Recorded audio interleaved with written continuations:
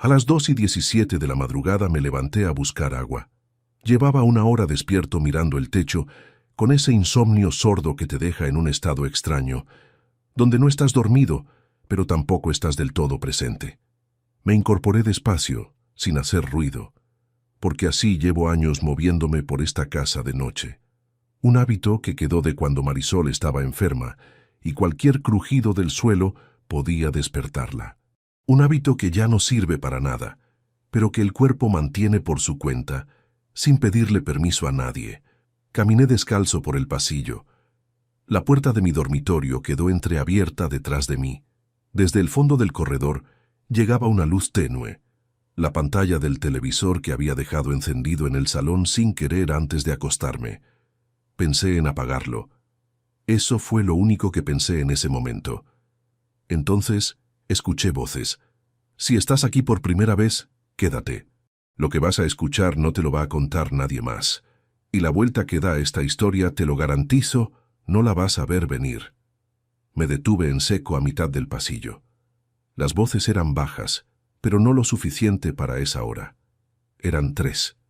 3 voces distintas dentro de mi propio salón a las 2 de la madrugada. Reconocí la de mi hijo de inmediato, ese tono suyo que mezcla seguridad con impaciencia, el mismo que usaba de niño cuando quería algo y ya creía que lo merecía antes de pedirlo. La segunda voz era de Nerea, su mujer. La tercera no la identifiqué de entrada. Era una mujer. Hablaba con una precisión peculiar, despacio, como alguien que ha ensayado muchas veces lo que tiene que decir y sabe exactamente cuánto terreno puede pisar. Me acerqué a la puerta del salón, estaba entreabierta. La rendija dejaba pasar la luz amarilla de la lámpara del rincón, la misma que Marisol eligió hace más de 20 años, en una tienda pequeña de lavapiés, y que yo no he cambiado, porque no encuentro ninguna razón para hacerlo. Hay cosas que uno mantiene sin saber muy bien por qué. Quizás porque cambiarlas sería admitir que el tiempo siguió avanzando, aunque uno no lo autorizara. Me pegué al marco de la puerta sin respirar. Vi primero los papeles. Una pila gruesa sobre la mesa del comedor, ordenada con esa precisión que tienen las personas acostumbradas a manejar documentos legales.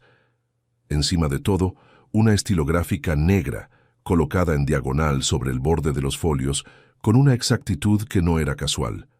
Luego vi la mano de Adrián, apoyada sobre el respaldo de la silla, completamente relajada. La postura de alguien que no tiene ninguna duda sobre lo que está haciendo. Y entonces lo escuché decir, con esa misma calma que me detuvo el corazón en el sitio: «El viejo firma mañana o lo internamos. Ya tengo los papeles listos». El cuerpo reacciona antes que la cabeza. Antes de que pudiera procesar lo que acababa de entrar por mis oídos, la mano con el vaso de agua se tensó sola. Los nudillos se me pusieron blancos. El frío del cristal se me clavó en la palma como si de pronto pesara 4 veces más. En el dormitorio al fondo del pasillo, seguía sonando la televisión que había dejado encendida.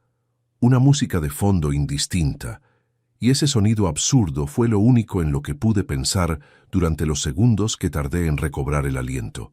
La mujer desconocida respondió algo sobre plazos procesales y sobre un informe que ya estaba redactado. Hablaba de mí. Hablaba de mi nombre, de mi número de identificación fiscal, de mi capacidad para gestionar mis propios asuntos, como si yo fuera un expediente abierto encima de esa mesa y no el hombre que llevaba durmiendo a 10 metros de ella toda la noche. Nerea dijo algo que no llegué a escuchar completo, y luego se rió. No fue una carcajada. Fue algo peor que una carcajada. Un sonido breve, satisfecho, de quien ya considera ganada una partida que el otro ni sabe que está jugando. Me aparté del marco sin hacer el menor ruido. Retrocedí por el pasillo con los mismos pasos lentos y medidos con los que había llegado, controlando cada movimiento, conteniendo incluso la respiración, hasta que estuve lo bastante lejos. Entré en el dormitorio. Empujé la puerta hasta dejarla en la misma posición exacta en que estaba antes. Me senté en el borde de la cama, en la oscuridad, con el vaso de agua todavía en la mano. Tardé un momento en soltarlo. Cuando lo apoyé en la mesilla, el sonido del cristal contra la madera me pareció enorme, aunque apenas fue un roce. 41 años llevo trabajando. Empecé de auxiliar administrativo con 19 años en una delegación de Hacienda donde los legajos se guardaban en carpetas de cartón atadas con cordel. Estudiaba Derecho Fiscal por las noches con un manual prestado y un bolígrafo que tenía que durarme el mes entero. Viajaba en tren cada mañana con una cartera que pesaba más que yo, cambiando de andén en Atocha, con los zapatos mojados porque en aquel invierno llovió sin parar durante semanas. A los 28 ingresé en el Cuerpo de Inspección de Hacienda tras 5 intentos. Me rechazaron 4 veces. La quinta entré el primero de la promoción. Pasé 3 décadas revisando declaraciones, localizando cuentas que no debían existir, sentándome frente a personas que creían haber construido algo impenetrable y que se quedaban en silencio absoluto cuando yo ponía el papel correcto delante de ellos. No porque yo fuera más inteligente que ellos, sino porque sabía dónde mirar cuando nadie esperaba que mirara. Nunca imaginé que tendría que usar eso dentro de mi propio salón. Me quedé sentado en la oscuridad varios minutos. No lloré. No me levanté de golpe ni fui a abrir esa puerta. Hice lo único que 30 años de trabajo te enseñan a hacer cuando te encuentras frente a algo que no esperabas. No moverme hasta tener claro exactamente qué tenía delante. Lo que tenía delante era esto. Mi hijo de 27 años, abogado por una carrera que yo pagué hasta el último examen, estaba sentado en mi salón en mitad de la noche planificando presentar un informe psiquiátrico sobre mí, firmado por un médico cuyo nombre no conocía, con el objetivo de forzarme a ceder el control de mis bienes antes de que yo tuviera oportunidad de defenderme. Y al lado de él, su mujer riéndose, y frente a él, una abogada con los documentos ya preparados. Aquello no era una conversación, era una operación, y llevaba tiempo en marcha. Pensé en cuántas veces habría tenido esa reunión antes de esta noche. Pensé en las 2 últimas visitas de Adrián, en cómo se quedaba mirando la estantería donde guardo las escrituras, en cómo preguntaba por mi salud con ese cuidado nuevo que yo había interpretado como señal de que por fin estaba madurando. Pensé en la última vez que cenamos juntos, en cómo me dijo que me veía un poco cansado y que tenía que cuidarme más. Yo le agradecí la preocupación. Le dije que estaba bien, que el trabajo seguía siendo exigente, pero que lo llevaba. Él asintió con esa sonrisa suya. Nerea también sonrió. Ahora entendía esas sonrisas. Alargué el brazo hacia la mesilla y cogí el teléfono. La pantalla me cegó un instante, los ojos todavía sin acostumbrarse a la luz. Abrí la aplicación de grabadora de voz. Moví el dedo despacio y pulsé el botón rojo. El contador empezó a correr en silencio. Puse el teléfono boca arriba sobre la almohada, con el micrófono orientado hacia la puerta. No sabía si desde esa distancia captaría algo útil. No importaba. Era lo único que podía hacer en ese instante que no fuera quedarme paralizado escuchando el sonido de mi propio mundo derrumbándose. Luego, entré en los contactos. Hay un número que no había marcado en 10 años. Lo tenía guardado con un nombre sin apellido, como si en algún momento hubiera pensado que sería suficiente con reconocer las primeras letras. Tomás, mi hermano mayor. 58 años. Tabelión jubilado en Zaragoza. Voz de hombre que ha visto demasiado y aprendido hace tiempo a no decirlo todo de una vez. La última vez que hablamos fue en una discusión que yo di por cerrada, convencido de que tenía razón. Guardé esa certeza durante 10 años, como quien guarda un documento que ya no necesita revisar. Pero sentado en esa oscuridad, con las voces de mi hijo llegando amortiguadas desde el salón, empecé a preguntarme si Adrián tenía algo que ver con lo que nos separó. Era un pensamiento que no podía sostener todavía. Era demasiado para esa noche, demasiado junto a todo lo demás, pero el número estaba ahí, y en ese momento no tenía a nadie más. Marqué. Sonó 2 veces. Pensé que no lo cogería, que a esa hora tendría el teléfono en silencio o en la mesilla de otra habitación, que tal vez ya ni guardaba mi número. Luego escuché su voz, espesa de sueño pero inmediata, sin rastro de sorpresa, como si hubiera tenido el teléfono cerca toda la noche esperando exactamente esto. Eugenio. Solo mi nombre, sin pregunta, sin reproche por la hora, sin los 10 años de silencio en medio. Solo mi nombre dicho con una calma que por alguna razón me dejó sin palabras durante unos segundos. Desde el salón seguían llegando voces, tranquilas, organizadas, como si lo que estaban planeando fuera lo más razonable del mundo. Cerré los ojos. Respiré una vez. «Tomás», dije, «necesito que vengas a Madrid». Hubo una pausa breve. Solo una. «Dime cuándo». La foto lleva ahí 16 años.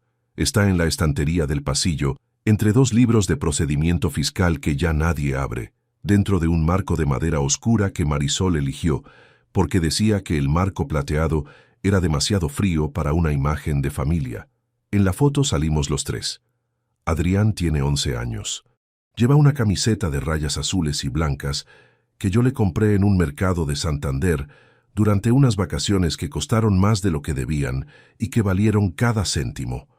Marisol está a mi derecha, con el cabello suelto, riéndose de algo que alguien dijo justo antes de que sonara el obturador, y yo estoy en el centro, con la mano en el hombro de mi hijo, mirando a la cámara con esa expresión seria que tengo en todas las fotos y que mi mujer siempre me reprochaba con cariño. «Eugenio, que es una foto, no una declaración de la renta». Eso me decía, y yo sonreía y salía igual en la siguiente. Esa foto es lo primero que veo cuando cruzo la puerta de casa. La veo cada mañana al salir y cada noche al volver. Y durante los últimos 9 años la he mirado con la tranquilidad equivocada de quien cree que lo que está enmarcado no puede hacerle daño. Para entender lo que pasó esa noche, necesito que entiendas lo que construí antes de ella. No para que sientas lástima, que no la necesito, sino porque lo que se pierde solo duele de verdad cuando sabes exactamente lo que era antes de romperse. Empecé en Hacienda con 19 años en una delegación del centro de Madrid, donde los funcionarios mayores me miraban con esa mezcla de indiferencia y condescendencia, reservada para quienes todavía no han demostrado nada. Llegaba el primero y me iba el último, no por estrategia, sino porque en casa no había nadie esperándome, y el trabajo era lo único que tenía sentido ordenar. Mi padre había muerto cuando yo tenía 14 años, de un infarto fulminante en la escalera del edificio. Mi madre trabajó de costurera hasta que las manos no le dieron más. Tomás, mi hermano mayor, ya se había marchado a Zaragoza a estudiar para notario. Éramos una familia de personas que se querían sin saber muy bien cómo decírselo. Los primeros años los pasé preparando oposiciones por las noches con un manual de derecho tributario que tenía las esquinas dobladas de tanto usarlo. Viajaba en tren a las delegaciones provinciales con una cartera de cuero marrón que pesaba como un muerto, porque dentro iban los legajos que por entonces todavía se transportaban en papel. Negociaba regularizaciones con empresarios que llegaban creyendo que podían intimidar a un funcionario de 22 años. Se equivocaban. Aprendí muy pronto que el tamaño de la voz de un hombre no guarda ninguna relación con la solidez de sus cuentas. En 1994 llegó el primer ordenador a la oficina. Un equipo de sobremesa con pantalla de fósforo verde que tardaba 4 minutos en arrancar y que el jefe de sección trataba con la misma desconfianza que si fuera un animal desconocido. Lo aprendí a manejar en 2 semanas y empecé a ayudar a los compañeros mayores, que me lo agradecían con el café de la máquina del pasillo y con esa camaradería callada que se construye entre personas que comparten muchas horas sin necesitar explicarse demasiado. Conocí a Marisol en la primavera del 95. Trabajaba como auxiliar de archivo en el mismo edificio, en la planta de abajo. Nos cruzábamos en el ascensor, en la cola de la cafetería, en el umbral de la puerta cuando coincidíamos saliendo a la misma hora. Durante 3 meses no pasó de ahí. Yo no era un hombre de iniciativas sentimentales. Ella tampoco era de las que simplificaban las cosas. Pero una tarde de mayo, cuando bajamos juntos en el ascensor y se cortó la luz un instante y los dos nos quedamos en silencio en la oscuridad durante 4 o 5 segundos, algo cambió sin que ninguno lo nombrara. Esa misma noche la invité a cenar. Nos casamos en el 98, ceremonia pequeña en la parroquia del barrio de ella, con los padres de ambos, Tomás de testigo, 3 amigos míos de la delegación y 4 amigas suyas de toda la vida. El banquete fue en un restaurante de la calle Mayor que ya no existe.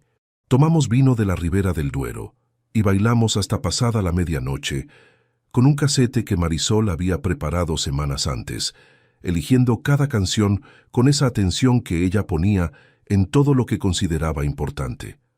Adrián nació en el año 2000, el 17 de marzo, a las 4:20 de la madrugada. Yo estaba en el pasillo del hospital desde las 11 de la noche anterior, incapaz de sentarme, incapaz de leer la revista que había cogido del mostrador de recepción sin darme cuenta de lo que hacía. Cuando la enfermera salió y me dijo que todo había ido bien, tuve que apoyarme en la pared, no por el alivio, sino porque de pronto el mundo tenía un peso diferente y yo todavía no sabía cómo cargarlo. Entré en la habitación. Marisol estaba agotada, con el cabello pegado a la frente y una sonrisa que todavía hoy no sé describir con palabras precisas. Me puso a Adrián en los brazos.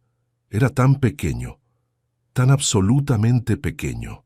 Le miré la cara y aparté todo pensamiento que no fuera ese momento, porque no había otro lugar en el mundo donde tuviera sentido estar.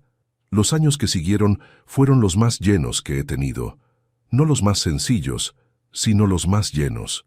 Marisol siguió trabajando hasta que Adrián cumplió 3 años y luego decidió quedarse en casa, decisión que tomó sola y que yo respeté, aunque supuso ajustar muchas cosas que hasta entonces daba por sentadas. Aprendí a llevar la contabilidad doméstica con la misma precisión que aplicaba en la repartición. Aprendí también con mayor dificultad que un expediente fiscal se puede cerrar y un niño no. Que hay conversaciones que no admiten el aplazamiento de quien llega con la cabeza todavía en los números del día. No siempre lo conseguí. Hubo tardes en que Adrián quería contarme algo del colegio y yo llegaba sin haber dejado del todo la oficina en la oficina. Hubo fines de semana prometidos que el trabajo se tragó sin aviso. Hubo una función de fin de curso en la que no estuve porque había una inspección urgente que no podía esperar. Y Marisol no me lo reprochó directamente, pero guardó el programa del acto en el cajón de su mesilla y yo lo encontré meses después, y no dije nada porque no había nada útil que decir. Eso también forma parte de lo que hay que contar, lo que uno construye con las manos y lo que deja sin construir sin advertirlo. Adrián creció siendo un chico aplicado, ordenado, seguro de sí mismo desde muy joven. Sacaba buenas calificaciones sin que nadie tuviera que sentarse a su lado a presionarle. Cuando me dijo que quería estudiar Derecho, no me sorprendió. Tenía esa manera de pensar estructurada, de encontrar el argumento correcto para cada situación, que yo reconocía porque en ciertos aspectos se parecía a la mía, aunque él nunca lo habría admitido en voz alta. Pagué la carrera sin dudarlo. Matrícula, libros, el apartamento en Chamberí cuando en segundo año decidió que prefería vivir solo, los gastos mensuales mientras estudiaba, los viajes que no eran baratos, pero que tampoco eran el momento de escatimar. Lo hice sin llevar la cuenta, porque cuando uno quiere a alguien no debería necesitar llevarla. Ese fue uno de mis errores. No llevar la cuenta no porque fuera generoso, sino porque no quería ver lo que la cuenta me habría mostrado. Marisol murió en enero de 2016, después de 14 meses desde el diagnóstico. Cáncer de ovario. Estadio 3 cuando lo encontramos, estadio 4 antes de que los tratamientos terminaran de intentarlo todo.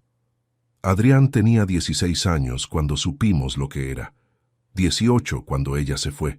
Le vi crecer en esos 2 años de una forma que no tiene nombre exacto. Le vi aprender a cocinar para no depender de mí cuando yo pasaba noches en el hospital. Le vi llegar a la habitación de su madre después del colegio, todos los días sin que nadie se lo pidiera, y sentarse en la silla junto a ella y leerle en voz alta o simplemente quedarse callado, acompañándola con esa quietud que algunos adultos nunca aprenden. Eso también lo recuerdo, y es precisamente lo que hace que todo lo demás sea más difícil de colocar en su sitio. Cuando Marisol murió, me quedé solo con Adrián, en una casa que de repente tenía demasiado espacio.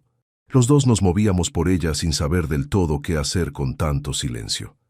Él terminó el bachillerato, entró en la universidad, comenzó a construir su vida hacia adelante. Yo seguí trabajando porque es lo que siempre he sabido hacer cuando no sé qué otra cosa hacer. No es una virtud, es un mecanismo, y durante años me funcionó lo suficiente para no tener que examinar demasiado lo que había debajo. Adrián se licenció en Derecho hace 4 años.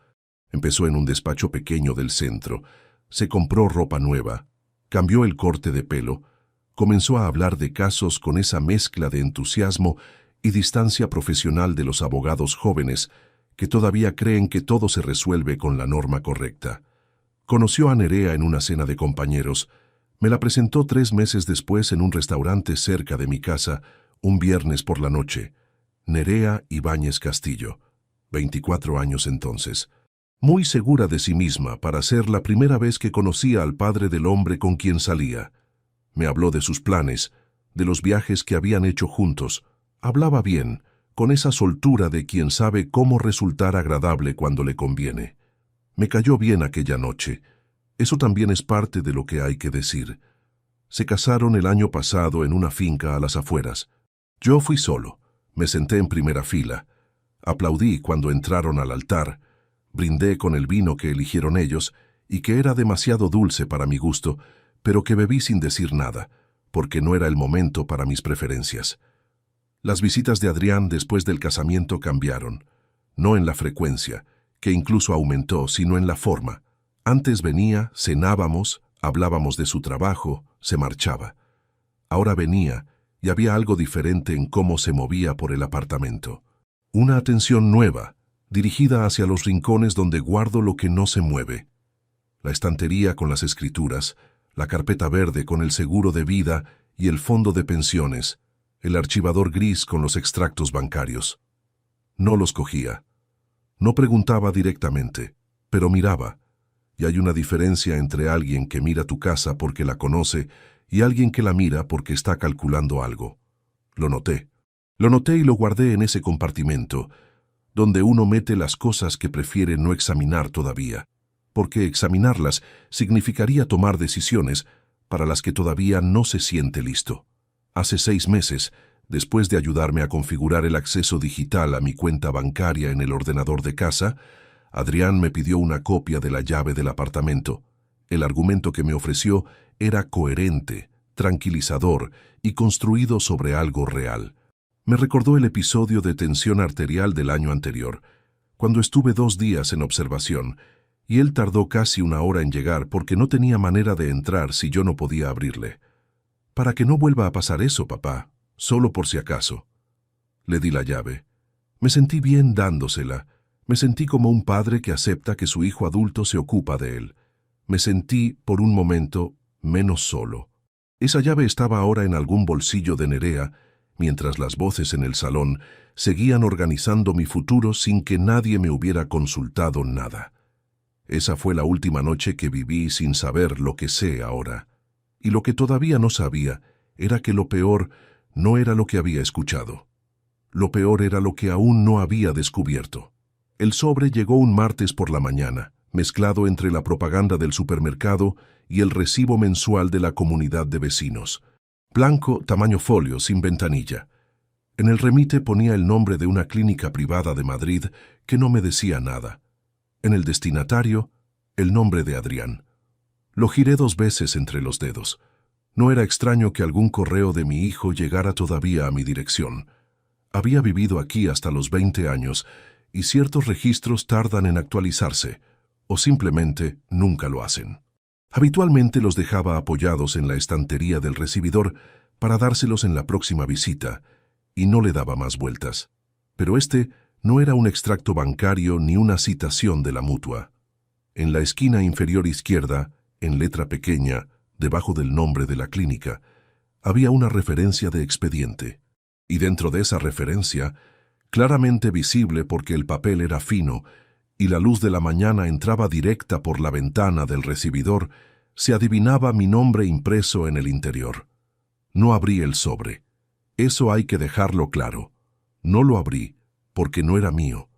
y porque en ese momento todavía me quedaba algo de la ingenuidad suficiente para pensar que habría una explicación razonable. Quizás era un tema administrativo de los que ocurren cuando un hijo adulto gestiona algo en nombre del padre. Quizás era un seguro médico que Adrián había tramitado por su cuenta sin avisarme. Las personas buscan explicaciones razonables cuando el cerebro todavía no quiere aceptar las no razonables. Lo puse sobre la estantería del pasillo, encima del marco con la foto de los tres en Santander, y me fui a trabajar. Ese día tuve 3 inspecciones en sede. Contribuyentes que llegaban con sus gestores fiscales, con sus carpetas ordenadas, con sus argumentos preparados. Me senté frente a ellos durante 6 horas con la misma concentración de siempre, revisando columnas, cotejando fechas, haciendo preguntas cuya respuesta ya conocía de antemano para ver si la respuesta que daban coincidía. Es la parte del trabajo que más energía consume y la que más me ha enseñado a lo largo de los años. No sobre fiscalidad, sobre cómo se comportan las personas cuando tienen algo que esconder. Cuando alguien miente en una inspección, rara vez lo hace de forma grosera. No inventa cifras absurdas ni presenta documentos imposibles. Lo que hace es construir una versión que es verdad en el 90% y mentira en el 10% restante. Y ese 10% siempre deja rastro, porque la mentira necesita más energía que la verdad para mantenerse en pie. Y esa energía extra se nota en algún sitio, en una pausa ligeramente más larga de lo normal, en una explicación que tiene un detalle de más, en los ojos que se mueven hacia arriba a la izquierda justo antes de responder. 30 años mirando ese tipo de detalles, toda la tarde en la oficina, y no había podido dejar de pensar en el sobre. Volví a casa a las 7:30. Lo cogí de la estantería. Lo sostuve de nuevo contra la luz. Esta vez pude leer algo más. Junto a mi nombre había una secuencia numérica que reconocí de inmediato porque la he escrito miles de veces en formularios oficiales. Mi número de identificación fiscal. No había seguro médico que requiriera ese dato en una correspondencia enviada al domicilio de otra persona. Lo guardé en el cajón de mi dormitorio, no en la estantería con los demás papeles, donde Adrián podría verlo en su próxima visita, en el cajón de mi mesilla, debajo de un libro que no abro desde hace años y un bote de pastillas para la tensión que me recetaron el invierno pasado. Lo puse ahí y cerré el cajón con esa calma forzada de quien está aprendiendo a guardar algo sin que se note en la cara. Esa noche no llamé a Adrián, no dije nada. 4 días después vino a comer. Era sábado. Llegó solo, sin Nerea, lo que en ese momento me pareció casual y que ahora entiendo que no lo era en absoluto. Trajo una botella de vino que dejó encima de la encimera de la cocina con ese gesto de generosidad calculada que tienen las personas que quieren que uno se sienta atendido sin que cueste demasiado esfuerzo. Yo había preparado cocido, que es lo que hago cuando quiero que una comida dure, porque el cocido te mantiene en la mesa más tiempo que cualquier otra cosa. Hablamos de su trabajo durante el primer plato. Tenía un caso complicado, un contrato mercantil con una cláusula ambigua que el cliente interpretaba de una manera y la otra parte de otra completamente distinta. Me lo explicó con detalle, con esa precisión que tiene cuando habla de derecho. Y yo escuché con atención genuina porque el tema era interesante y porque escuchar con atención genuina era la única forma de no delatar lo que cargaba desde el martes. Fue durante el segundo plato cuando ocurrió. Yo estaba sirviendo desde la olla cuando Adrián se levantó con el pretexto de buscar más pan en la cocina. Lo escuché moverse, abrir el cajón del pan, volver, pero antes de sentarse pasó junto a la estantería del comedor, donde tengo ordenadas las carpetas con los contratos de la vivienda, el seguro del hogar y los documentos del vehículo. Lo vi de reojo. Sacó el teléfono del bolsillo, lo desbloqueó y apuntó la cámara hacia la carpeta azul, que tenía el contrato de arrendamiento del apartamento abierto encima de los otros, porque yo lo había revisado esa mañana por un tema de actualización de renta. La foto la hizo en menos de 2 segundos. Luego guardó el teléfono, cogió el pan que había dejado en el borde de la estantería y volvió a la mesa como si nada. Yo seguí sirviendo el cocido. El pulso no me tembló. La respiración no cambió. 30 años en inspecciones me han dado una cosa que vale más que cualquier técnica aprendida en un curso: la capacidad de procesar información sin que la cara lo refleje de inmediato. Es un músculo, y ese sábado lo necesité entero. Me senté. Le puse el plato delante. Le pregunté si quería más sal. Él dijo que no, que estaba perfecto. Bebió vino. Yo bebí agua porque tenía la tensión algo alta esa semana, y el médico me había pedido que moderara. Hablamos del tiempo, de un partido de fútbol que yo no había visto, de un vecino del edificio que estaba reformando la terraza y hacía demasiado ruido por las mañanas. Todo completamente normal. 2 hombres comiendo un sábado, excepto que uno de ellos acababa de fotografiar un documento de propiedad, y el otro lo había visto hacerlo. El momento en que casi lo perdí todo llegó al final de la comida, cuando ya estábamos con el café. Adrián señaló el cajón de la estantería que queda debajo de donde guardo las carpetas y preguntó, con una naturalidad que me heló por dentro, si seguía teniendo ahí la copia del testamento. Me dijo que se lo preguntaba, porque una vez me había comentado que quería asegurarse de que estaba actualizado después del fallecimiento de su madre. Noté el cambio de temperatura en el pecho. El instinto fue levantarme, ir al cajón, demostrar que no tenía nada que ocultar. Ese impulso duró exactamente 1 segundo. Luego lo aplaqué. Está en otro sitio, le dije. Lo reorganicé hace unos meses. Si necesito revisarlo, ya te aviso. Adrián asintió. Bebió el último sorbo de café. Dejó la taza en el plato con cuidado. Su expresión no cambió, lo que en ese momento me dijo más que cualquier pregunta que pudiera haberle hecho. Una persona que hace una pregunta inocente acepta una respuesta vaga sin más. Una persona que necesita una respuesta específica guarda silencio cuando no la obtiene, y ese silencio tiene una textura distinta al silencio normal. Se marchó a las 4. Le acompañé hasta la puerta, le di el beso de despedida en la mejilla de siempre. Le dije que avisara cuando volvieran él y Nerea para cenar los 3. Él dijo que sí, que en cuanto tuvieran un hueco. Bajó las escaleras. Yo cerré la puerta. Me apoyé contra ella desde dentro y me quedé ahí parado un momento, sin moverme. Después fui al dormitorio. Saqué el sobre del cajón de la mesilla y esta vez sí lo abrí. Era una carta de solicitud de historial clínico, firmada por Adrián como solicitante, con mi nombre completo y mi número de identificación fiscal como paciente de referencia, dirigida a una clínica psiquiátrica privada del norte de Madrid. En el cuerpo de la carta, con una terminología que mezclaba vocabulario legal y vocabulario médico de una manera que reconocí como deliberada, se solicitaba documentación sobre evaluaciones de capacidad cognitiva. La doblé. La guardé de nuevo en el sobre. La metí en el bolsillo interior de la chaqueta que llevaba colgada detrás de la puerta del dormitorio. Esa noche no dormí más de 2 horas seguidas. No porque me dominara el pánico, sino porque la cabeza no paraba de trabajar con lo que tenía y con lo que todavía le faltaba para completar el cuadro. Había una carta, había una fotografía de un documento de propiedad tomada en mi propio comedor. Había una conversación escuchada a las 2 de la madrugada. Cada pieza apuntaba en la misma dirección, pero las piezas sueltas no son suficientes.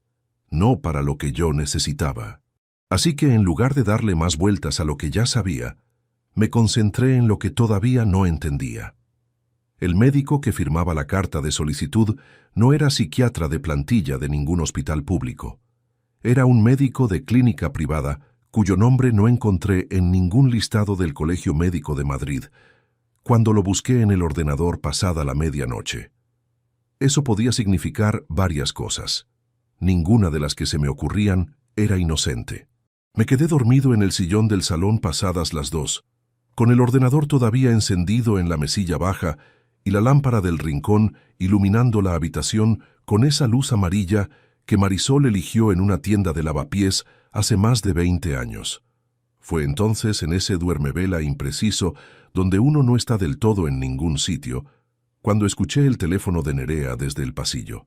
No era mi teléfono, era el de ella, que se había quedado a dormir en el apartamento, porque Adrián y ella tenían algo al día siguiente en el barrio, y era más cómodo. Lo habían decidido a última hora, cuando yo ya casi no tenía energía para objetar nada. Su voz llegaba amortiguada, baja, pero el pasillo de este apartamento tiene una acústica particular que nunca me ha favorecido cuando quería privacidad y que esa noche me favoreció a mí. No escuché todo, escuché lo suficiente.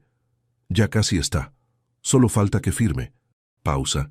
No lo sabe, no tiene ni idea. Otra pausa más larga y luego, Adrián dice que el jueves ya está todo listo. El jueves era en 4 días. El jueves llegó con lluvia fina y un frío de primera hora que se metía por los marcos de las ventanas antiguas del apartamento. Eran las 7:20 de la mañana cuando sonó el despertador y me quedé tumbado otros 10 minutos mirando el techo, escuchando el repiqueteo del agua contra el cristal, calculando sin querer cuántas horas faltaban para la noche. 4 días habían pasado desde que escuché a Nerea en el pasillo. 4 días de rutina perfectamente mantenida, de llegar a la repartición a la hora de siempre, revisar expedientes, firmar diligencias, responder correos, comer en el bar de abajo con los compañeros de siempre. 4 días en los que no llamé a Adrián, no le envié ningún mensaje, no alteré nada de lo que él esperaba que fuera normal. Porque lo único que no podía permitirme era que notara algún cambio antes de que yo tuviera lo que necesitaba. El miércoles por la tarde había llamado Gonzalo Pereira, mi abogado. Llevábamos años sin necesitarnos para nada urgente, que es la mejor señal de que las cosas van bien. Le pedí una reunión discreta, sin explicarle todavía los detalles completos, solo que tenía una situación que quería revisar con alguien de confianza antes de tomar decisiones. Gonzalo tiene 52 años y la experiencia suficiente para saber cuándo no hay que hacer preguntas todavía. Me dijo que el viernes por la tarde estaba libre. Anoté la cita en el calendario del teléfono con el nombre de Gestión Administrativa y no escribí nada más. Esa noche del jueves cené poco. Arroz con verduras que preparé sin prestarle atención, sentado en la mesa del comedor con el plato delante y la vista puesta en la estantería donde Adrián había fotografiado el contrato de arrendamiento el sábado anterior. Recogí, lavé los platos, apagué las luces de la cocina. Encendí el televisor en el dormitorio sin intención de ver nada, solo para tener algo de ruido de fondo que ocupara el silencio. Me acosté a las 11 menos cuarto. A las 2:17 me desperté. No hubo ningún sonido que me sacara del sueño. Fue el cuerpo, simplemente. Esa clase de despertar abrupto sin causa aparente que le ocurre a quien lleva días durmiendo con la guardia puesta. Me quedé quieto unos segundos, orientándome. El televisor seguía encendido, con el volumen muy bajo emitiendo la imagen fija de un canal que había dejado de emitir su programación normal. Una luz azulada, parpadeante, que proyectaba sombras extrañas sobre el techo. Tenía sed. Me levanté despacio, sin encender la luz de la mesilla. Cogí el teléfono por costumbre y lo metí en el bolsillo del pantalón del pijama. Salí al pasillo descalzo. Lo que pasó en los siguientes minutos lo he repasado muchas veces desde entonces, con esa tendencia que tiene la memoria a ralentizar los momentos que cambiaron algo de forma permanente, como si el cerebro supiera que necesita guardarlos con más detalle que el resto. Había luz en el salón, no la del televisor que desde el pasillo habría producido un destello intermitente. Era la luz fija de la lámpara del rincón, esa de pantalla amarilla que lleva en el mismo sitio desde que Marisol la eligió y que yo nunca he movido. Una luz cálida, doméstica, completamente inapropiada para las 2 de la madrugada de un jueves, cuando se supone que en el apartamento solo había una persona durmiendo. Me detuve a mitad del pasillo. Las voces llegaron un segundo después. 3. 2 hombres y una mujer. No, corrijo. 1 hombre, 2 mujeres. La de Adrián, inconfundible. La de Nerea, más baja. Y una tercera voz que no reconocí, femenina. Profesional en el tono con la cadencia de alguien que está exponiendo argumentos que lleva tiempo preparados. Me acerqué a la puerta del salón. Cada paso medido, cada traslado de peso de un pie al otro hecho con la lentitud de quien sabe que el suelo de los pasillos viejos tiene una memoria propia y cruje sin aviso. Llegué al marco. La puerta estaba entreabierta unos 20 centímetros. Lo primero que vi fue la estilográfica, negra con el capuchón puesto, colocada en diagonal sobre el borde de una pila de documentos encima de la mesa del comedor. Un detalle absurdo, completamente irrelevante en cualquier otra circunstancia, pero que se me quedó grabado con una nitidez inexplicable mientras el resto de la escena tardaba un segundo más en registrarse. La estilográfica sobre los papeles, el brillo del metal del clip reflejando la luz amarilla de la lámpara. Luego el resto llegó de golpe. Adrián sentado en la silla de cabecera, la espalda recta, con esa postura que adopta cuando está en modo profesional, y que yo reconocía de haberle visto en el bufete el día que fui a buscarle para comer. Nerea a su izquierda, con los codos apoyados en la mesa, inclinada ligeramente hacia adelante. Y frente a ellos, de espaldas a mí, una mujer de unos 40 y tantos años, cabello oscuro recogido, con una chaqueta de traje que no era ropa de visita informal a las 2 de la madrugada. Sobre la mesa, además de los documentos, una carpeta azul marino con un membrete que no pude leer desde donde estaba. El cuerpo actuó antes que la cabeza. La mano derecha se cerró sobre el teléfono que llevaba en el bolsillo del pijama. Los dedos lo apretaron con tanta fuerza que noté el borde del aparato clavarse en la palma. La respiración se cortó sola, sin que yo se lo pidiera. Y en algún lugar del pecho, detrás del esternón, algo se tensó de una manera que no era miedo exactamente, sino el reconocimiento físico de que lo que tenía delante era exactamente lo que había estado temiendo encontrar. La mujer hablaba de un informe. Lo llamó Evaluación de Capacidad de Gestión Patrimonial Autónoma. Habló de un protocolo de 2 fases, de una ventana de 72 horas, de un médico que ya había firmado la documentación inicial. Cada término que usaba estaba elegido con precisión, con esa clase de lenguaje técnico que suena neutro, pero que en realidad está construido para hacer que algo inaceptable suene como un trámite administrativo.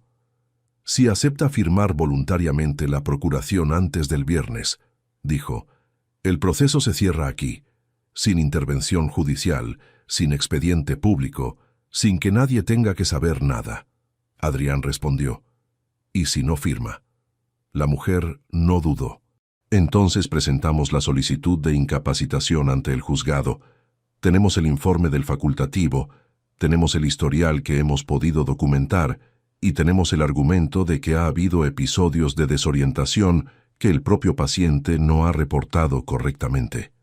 El proceso tarda, pero la presión que genera es suficiente para que la mayoría de familias lleguen a un acuerdo antes de la primera vista. Nerea dijo algo que no escuché completo. Luego se rió. Ese mismo sonido que había escuchado en la parte primera de esta historia, breve y satisfecho, de quien ya considera resuelto lo que el otro ni sabe que está en juego. Adrián, el viejo firma mañana o lo internamos. Ya tengo los papeles listos. Me quedé absolutamente inmóvil contra el marco de la puerta durante lo que calculo que fue un minuto entero, aunque no podría jurarlo. El sonido del televisor del dormitorio llegaba desde el fondo del pasillo, esa música de fondo que no era música de ningún programa reconocible, y ese detalle absurdo fue lo que me ancló. Ese ruido sin sentido que seguía existiendo igual mientras mi mundo se reorganizaba por completo a 20 metros de distancia. El momento en que casi lo perdí todo llegó sin aviso. Adrián se levantó de la silla. No hacia la puerta del salón, sino hacia la estantería lateral, la que queda a 2 metros de la entrada, a buscar algo entre las carpetas que él mismo había colocado allí en su última visita.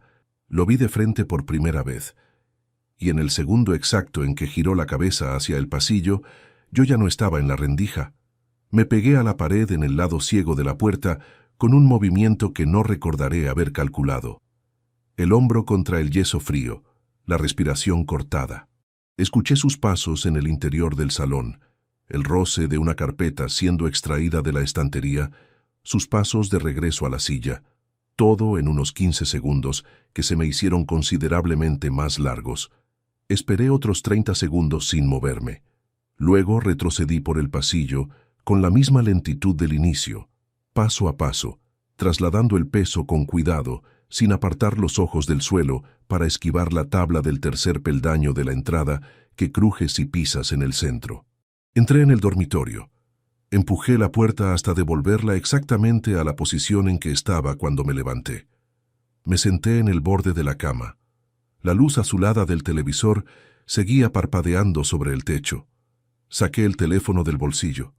Tenía las manos firmes, no temblaban. Eso me sorprendió en ese momento y me sorprende todavía. 30 años revisando cuentas que no cuadraban, sentándome frente a personas que habían construido arquitecturas de papel para ocultar lo que no debía verse, y el cuerpo había aprendido a mantener la calma precisamente cuando más se necesitaba. No era fortaleza, era mecanismo. Pero funcionó. Abrí la aplicación de grabadora de voz. El contador empezó a correr en silencio. Apoyé el teléfono boca arriba sobre la almohada, con el micrófono orientado hacia la puerta, y me quedé escuchando. Desde el salón seguían llegando las voces, amortiguadas pero continuas. La mujer hablaba ahora de plazos concretos. Adrián hacía preguntas sobre la documentación notarial. Nerea preguntó algo sobre el apartamento. No sobre mis bienes en general, sobre el apartamento específicamente. Dejé el teléfono grabando. Entré en los contactos y busqué el nombre que llevaba 10 años sin marcar. Tomás respondió al segundo tono. Le dije que necesitaba que viniera a Madrid. Me dijo que cuándo. Le dije que lo antes posible, que no podía explicarlo todo por teléfono, pero que era urgente.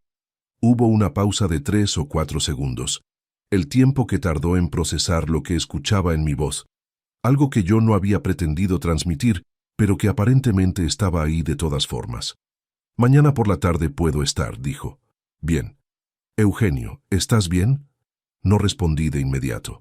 Desde el salón, la voz de la mujer continuaba exponiendo su plan con la serenidad de quien no espera ninguna resistencia.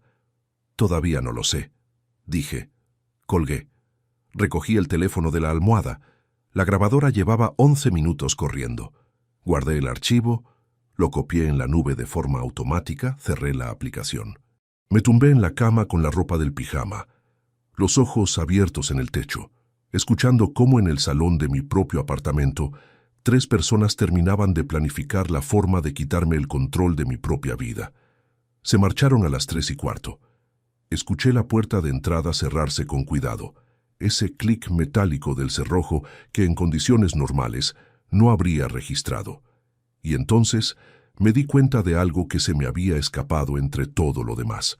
La mujer no había llegado por el portero automático, no había sonado el interfono en ningún momento de la noche, lo que significaba que Adrián la había hecho entrar con la copia de la llave que yo mismo le había dado 6 meses atrás. Habían entrado en mi casa a las 2 de la madrugada con mi propia llave para planificar cómo quitarme lo que era mío.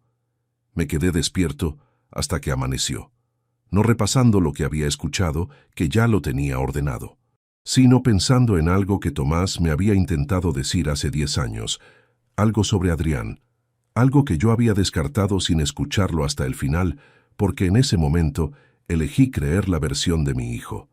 Mañana Tomás vendría a Madrid, y yo iba a escucharle, esta vez hasta el final. Entonces el informe psiquiátrico ya existe como documento físico firmado. Gonzalo Pereira no lo dijo como pregunta. Lo dijo mientras apoyaba los codos sobre la mesa de su despacho y entrelazaba los dedos con la concentración de alguien que está construyendo mentalmente la arquitectura de un problema antes de hablar de soluciones. Tiene una forma de escuchar que pocos abogados conservan después de 25 años de ejercicio, sin interrumpir, sin adelantarse, sin ofrecer tranquilidad barata cuando la situación no la merece. Le había contado todo en orden cronológico. El sobre con la correspondencia de la clínica, la foto del contrato de arrendamiento tomada en mi comedor, la conversación de Nerea en el pasillo y la reunión de madrugada con la grabación parcial que había conseguido antes de llamar a Tomás. Gonzalo escuchó sin apartar los ojos de mí en ningún momento. Cuando terminé, guardó silencio durante varios segundos, que en un despacho de abogado silencioso un viernes por la tarde resultan más largos de lo habitual. Lo que describes, dijo finalmente, no es un proceso de incapacitación en marcha, todavía no. Es una amenaza construida para parecer que lo es. La diferencia es importante. Me explicó con precisión lo que ya intuía, pero necesitaba escuchar de alguien que conociera la mecánica legal concreta. En España, un proceso de incapacitación judicial requiere demanda formal ante juzgado, intervención del Ministerio Fiscal, prueba pericial con más de un informe médico independiente y una vista donde el presunto incapaz tiene derecho a ser oído directamente. No es algo que se construya en una semana, con un solo informe de un médico privado sin historial de atención real al paciente. Lo que Adrián tenía era un documento firmado por un facultativo particular que servía como punto de partida, no como resolución. Lo que pretendía usar era la amenaza del proceso, el ruido que genera, la exposición pública, el tiempo que consume y el coste emocional que implica, para presionar una firma voluntaria antes de que yo tuviera oportunidad de reaccionar. Que el proceso tarde no lo hace inofensivo, aclaró Gonzalo. Si presentan la solicitud, hay un periodo de meses en que tú estás respondiendo a algo, gastando energía, con tu nombre en un expediente judicial, y hay personas que firman lo que sea para evitar eso. Yo no soy esas personas. Lo sé. Por eso estás aquí. Abrió el cuaderno que tenía delante. Necesito el nombre del médico que firmó el informe y el nombre de la abogada que apareció en tu salón. Le di los dos. El del médico lo tenía en el sobre. El de la abogada lo había buscado el día anterior, cruzando el membrete de la carpeta azul que había alcanzado a leer desde la rendija de la puerta. Soledad Bravo Mengual. Gonzalo los anotó sin comentario. Dame hasta el lunes, dijo. Para entonces tengo que saber qué hay detrás de ese informe. Salí del despacho a las 6:30 de la tarde.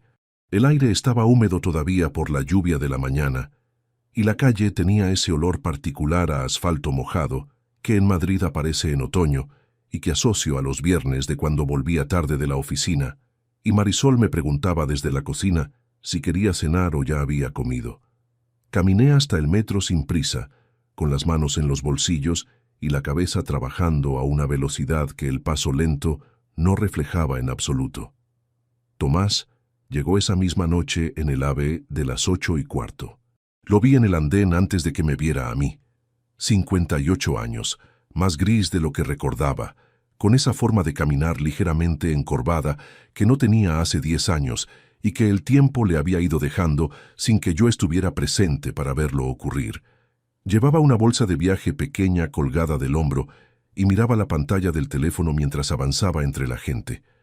Cuando levantó los ojos y me encontró, no hubo abrazo inmediato. Solo una pausa de 2 o 3 segundos en que los dos nos miramos sin saber exactamente cómo se saluda a alguien después de 10 años de silencio, cuando la razón de la llamada no permite perder tiempo en recomponer lo que quedó roto. Fue él quien extendió la mano primero. Yo se la estreché. Luego, casi sin decidirlo, el apretón de mano se convirtió en algo más. Los dos inclinados hacia adelante, el hombro del otro bajo la mano, un abrazo torpe de hombres que no saben hacerlo, pero que en ese momento no encontraron otra respuesta adecuada. Cuéntame, dijo. Le conté durante la cena en un restaurante pequeño cerca de casa, lejos del apartamento, lejos de cualquier lugar donde Adrián pudiera aparecer sin aviso. Tomás escuchó con la misma atención que Gonzalo, pero con una expresión diferente, más oscura, como alguien que reconoce en lo que escucha algo que ya imaginaba y que habría preferido no verse obligado a confirmar. Cuando terminé, dejó el tenedor en el plato y tardó en hablar. Hace 3 años me llamó Adrián, dijo. Me propuso algo. Lo que me contó esa noche fue esto. 3 años atrás, Adrián le había contactado por teléfono con el pretexto de querer recomponer la relación familiar. La llamada derivó rápidamente hacia mis finanzas, hacia el valor del apartamento, hacia el fondo de pensiones que yo había acumulado durante décadas. Adrián le planteó con una claridad que Tomás describió como la de alguien que lleva tiempo pensándolo, la posibilidad de que los dos actuaran de forma coordinada para gestionar mi patrimonio en caso de que yo no pudiera hacerlo solo en el futuro. A cambio, Adrián le ofrecía una participación en la herencia que de otro modo correspondería solo a él como hijo único. Tomás le dijo que no. Le dijo que eso que estaba proponiendo tenía nombre y que ese nombre no era gestión familiar, y que si volvía a llamarle con algo parecido lo pondría en conocimiento de alguien competente para evaluarlo. Adrián colgó sin responder. 3 días después, Adrián me llamó a mí. Me dijo que había intentado contactar con Tomás para recomponer la relación y que mi hermano le había recibido con hostilidad, que había dicho cosas sobre mí que no venía al caso repetir, que en su opinión Tomás siempre había tenido celos de lo que yo había construido y que era mejor que la distancia entre nosotros continuara. Yo le creí, sin llamar a Tomás para contrastar, sin pedir más explicaciones.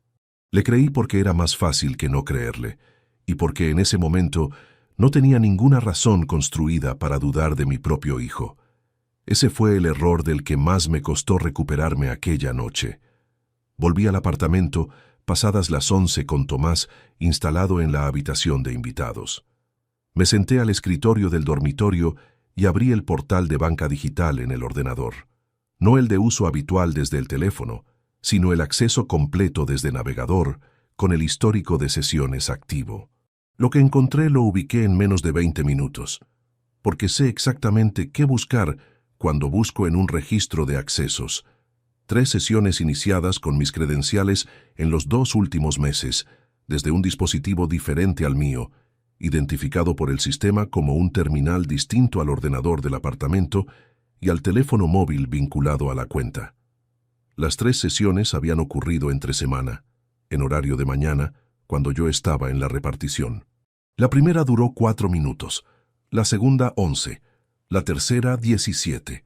En la tercera sesión alguien había consultado el saldo del fondo de pensiones y descargado el último extracto trimestral. Imprimí el historial completo. Lo guardé en la carpeta que había empezado a construir con el sobre de la clínica, la carta de solicitud de historial clínico y el archivo de audio de la grabación. Una carpeta que de momento no tenía nombre escrito en el exterior, porque ponerle un nombre habría significado hacerlo definitivo de una forma para la que todavía necesitaba un día más. El sábado por la mañana llamó a Adrián. Nada en el tono indicaba que la noche del jueves hubiera ocurrido. Su voz tenía esa cordialidad de siempre, esa calidez administrada que yo había leído durante años como afecto y que ahora escuchaba con una atención completamente distinta, buscando los bordes, los sitios donde la naturalidad era demasiado constante para ser del todo natural. Me dijo que quería pasarse a verme el domingo, que tenía unos papeles que quería comentar conmigo, que no era nada urgente, que solo quería tenerme al tanto de unas cosas. Le dije que el domingo por la mañana estaba libre. Me dijo que llegaría sobre las 11. Colgué y me quedé con el teléfono en la mano. Tomás estaba en la cocina preparando café. Entré y le conté la llamada. Él escuchó, sirvió 2 tazas, me pasó la mía sin decir nada durante unos segundos. «Va a traer los papeles para que firmes», dijo. «Lo sé». «¿Qué vas a hacer?», no respondí de inmediato. Bebí el café, que estaba demasiado caliente todavía, y miré por la ventana de la cocina el patio interior del edificio, donde un vecino del tercero tendía ropa en un balcón pequeño con esa normalidad pausada de quien no tiene ningún problema que no sea decidir si las camisas necesitan más sol. «Voy a dejarle hablar», dije, «y voy a firmar lo que no tenga ningún valor legal para que se vaya creyendo que el plan va adelante». Tomás asintió despacio.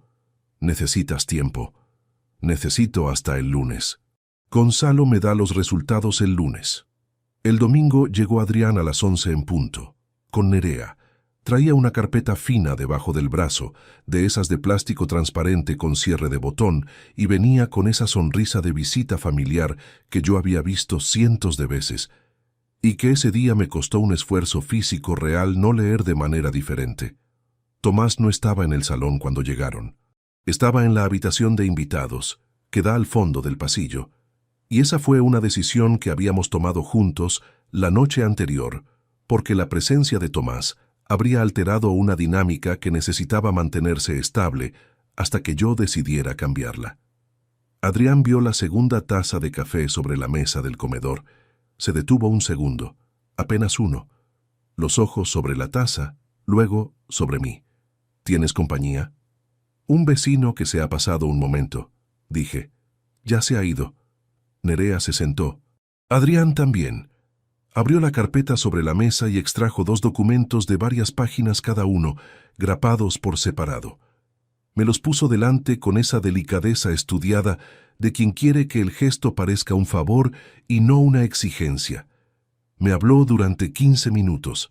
Utilizó palabras como protección, tranquilidad futura, gestión responsable del patrimonio familiar.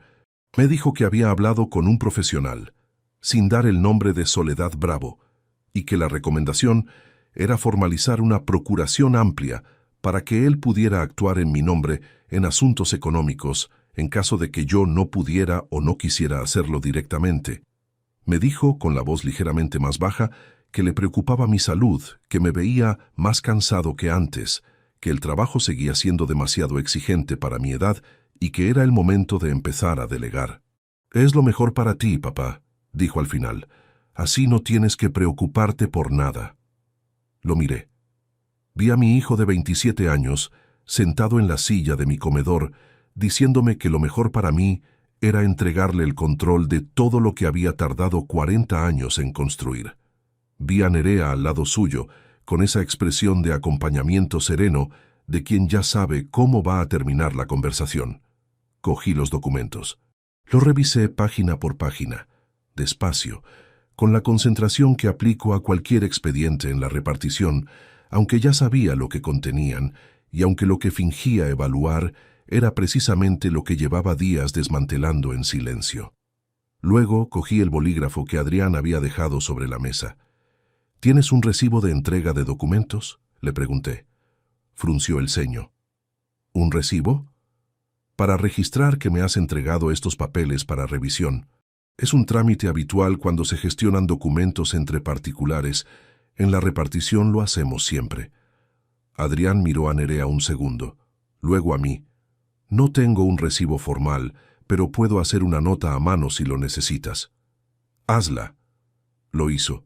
Escribió en el dorso de uno de los folios sobrantes de la carpeta una nota simple, fecha, descripción de los documentos entregados, mis datos y los suyos. Me la pasó. Yo la firmé.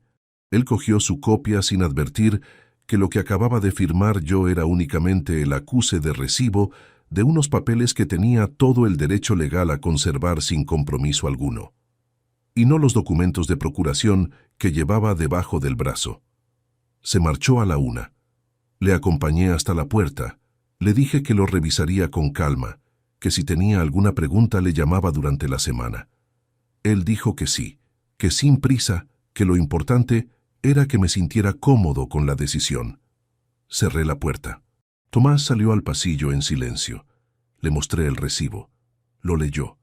Levantó los ojos hacia mí con esa expresión que tienen las personas que han pasado décadas trabajando con documentos y que reconocen en un instante cuando algo no vale lo que parece. «No firmaste nada real», dijo. «No firmé nada real». Tomás devolvió el papel. «El lunes, Gonzalo te da los resultados». «Sí. Y entonces, dejamos de esperar». Esa noche, revisando por última vez el historial de accesos bancarios antes de enviárselo a Gonzalo por correo cifrado, encontré algo que no había visto el viernes. Una cuarta sesión, más antigua que las 3 anteriores, de hacía 4 meses. Una sesión de 23 minutos, en la que alguien no solo había consultado saldos, sino que había accedido a la sección de beneficiarios del seguro de vida y había abierto el formulario de modificación sin completarlo. Había llegado hasta el formulario. Había abierto el campo de beneficiario. Y luego había cerrado la sesión sin guardar cambios. No supe si eso significaba que se había arrepentido, que algo le había interrumpido o que simplemente estaba esperando al momento adecuado para completar lo que había empezado. El sonido llegó a las 12:43 del mediodía del martes.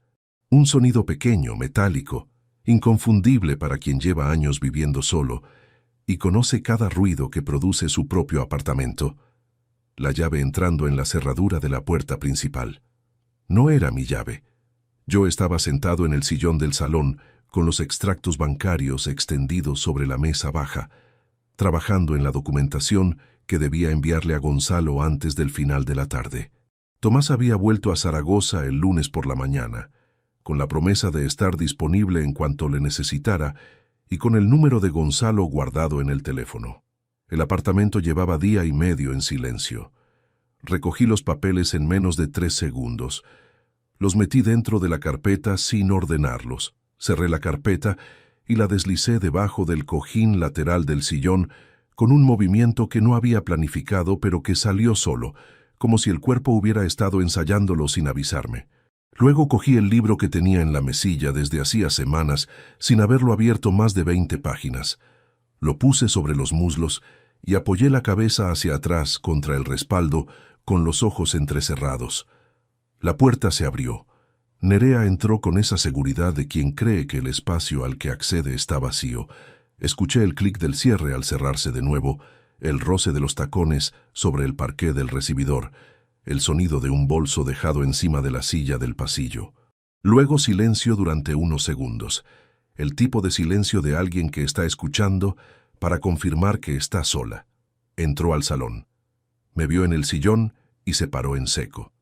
La expresión que cruzó su cara duró menos de un segundo, pero era exactamente la expresión que no debería tener una persona que llega a casa de su suegro de visita en un martes a mediodía. No sorpresa, sino contrariedad. El gesto de quien ha calculado mal una variable. Eugenio. Recuperó la compostura con una rapidez que, en otras circunstancias, habría resultado admirable. No sabía que estabas en casa. Adrián me pidió que recogiera unos documentos que se dejó aquí el domingo. Levanté los ojos del libro con la lentitud de quien acaba de salir de una lectura. ¿Qué documentos?, dije. Una carpeta azul. Dice que la dejó en el salón. No había ninguna carpeta azul de Adrián en mi salón.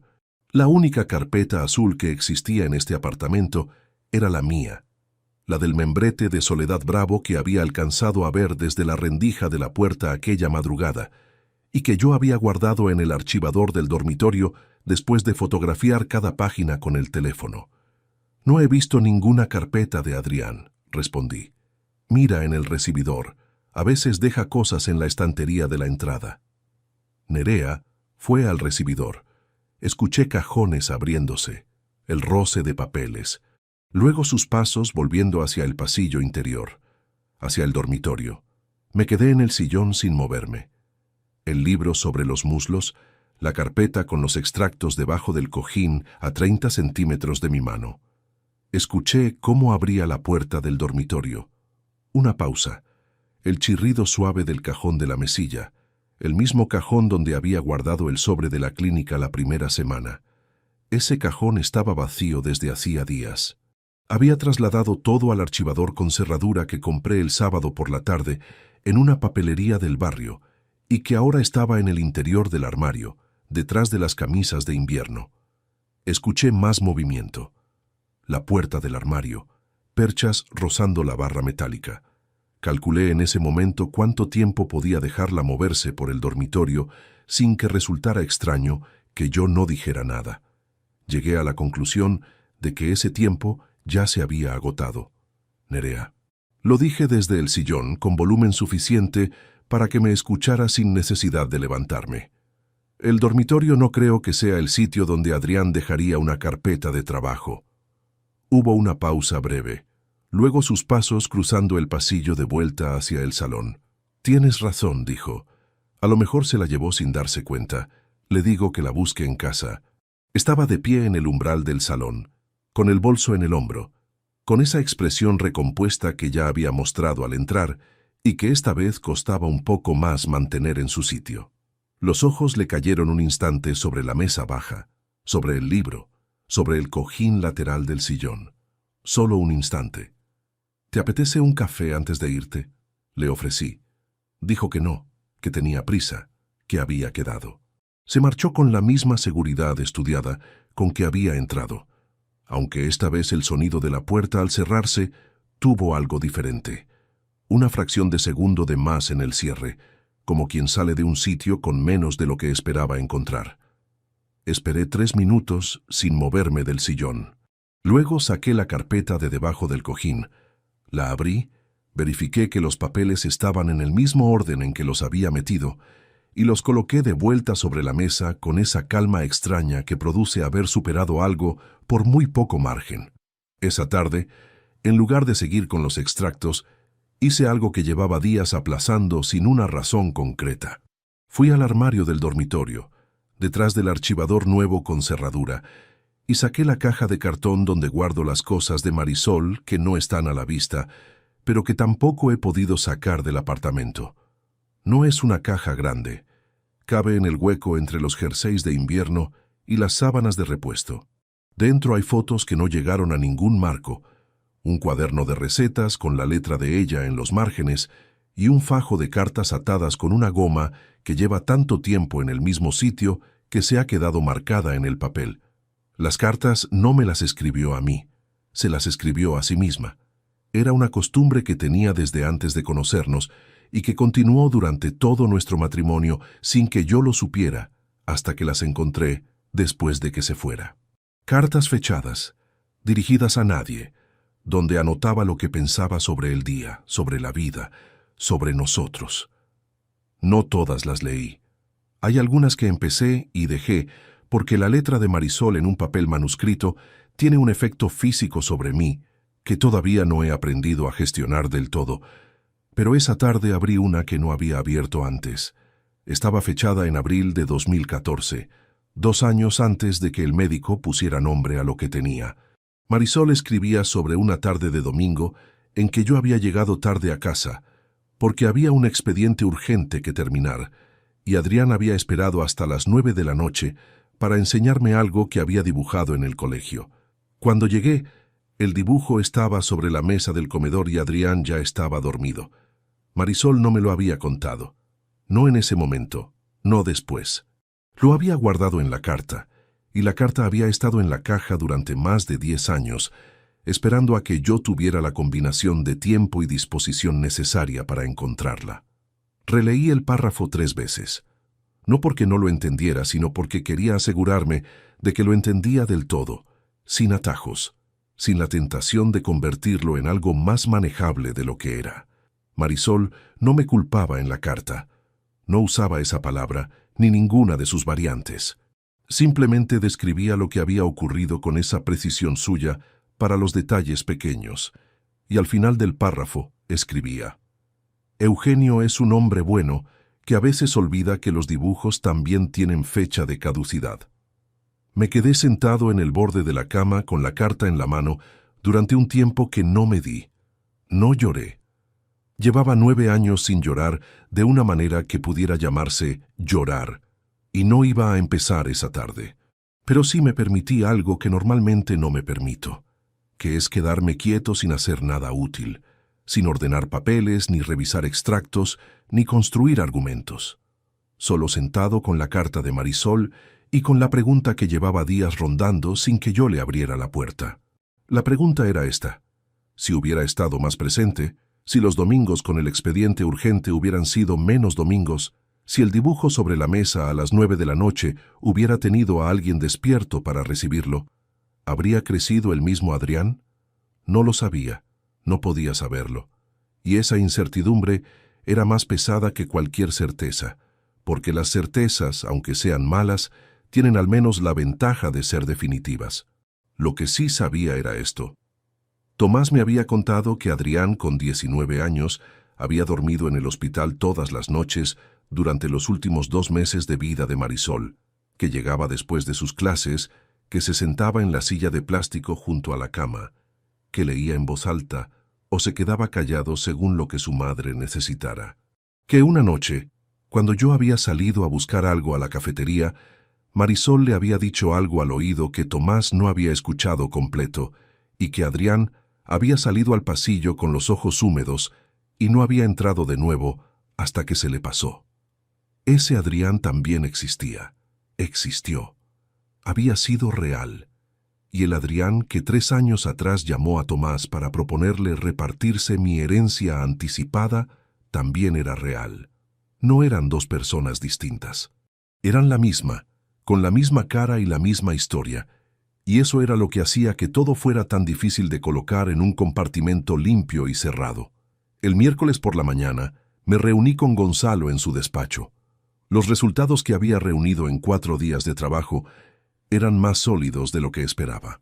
El médico que había firmado el informe psiquiátrico sobre mí, un tal Rodrigo Mena Palomar, tenía licencia vigente, pero no pertenecía a ningún servicio de salud mental vinculado a la seguridad social ni a ningún hospital concertado de la comunidad.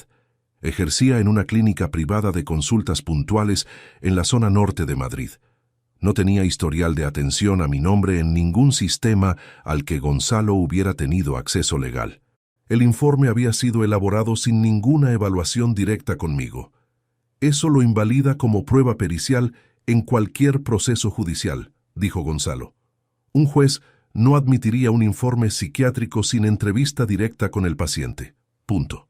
Pero Adrián no necesitaba que fuera admisible en un juicio. Solo necesitaba que pareciera suficiente para asustarme. Exacto. Y eso también es importante documentarlo, porque hay una diferencia entre usar un argumento jurídico erróneo por desconocimiento y construirlo deliberadamente como mecanismo de presión. Lo segundo tiene implicaciones. Gonzalo abrió una carpeta nueva. Me explicó lo que había preparado. Una denuncia por acceso no autorizado a cuentas bancarias con mis credenciales, respaldada por el historial de sesiones que yo le había enviado y por el informe técnico que su perito informático había elaborado en 48 horas. La denuncia identificaba el dispositivo, las fechas y las acciones realizadas en cada sesión, incluido el acceso al formulario de modificación de beneficiarios del seguro de vida. Eso último es lo más grave en términos penales, dijo. No llegaron a completar la modificación, pero el acceso al formulario con intención de alterar un documento de cobertura de vida es algo que el fiscal no va a ignorar. Le hablé de la grabación. La escuchó completa en su despacho, con los auriculares puestos sin interrumpirme. Cuando terminó, se quitó los auriculares y los dejó sobre la mesa con cuidado. La grabación es tuya y es legal porque tú eres parte de la conversación que se desarrolla en tu propio domicilio, dijo. Tiene peso. Le pedí que añadiera a la denuncia la notificación al Colegio de Abogados de Madrid sobre la participación de Soledad Bravo Mengual. Gonzalo lo anotó sin comentario adicional. Ese tipo de notificación no era menor. Podía abrir un expediente disciplinario que afectara al ejercicio profesional de la abogada, y Gonzalo lo sabía mejor que yo. Necesito que me des unos días más, dijo.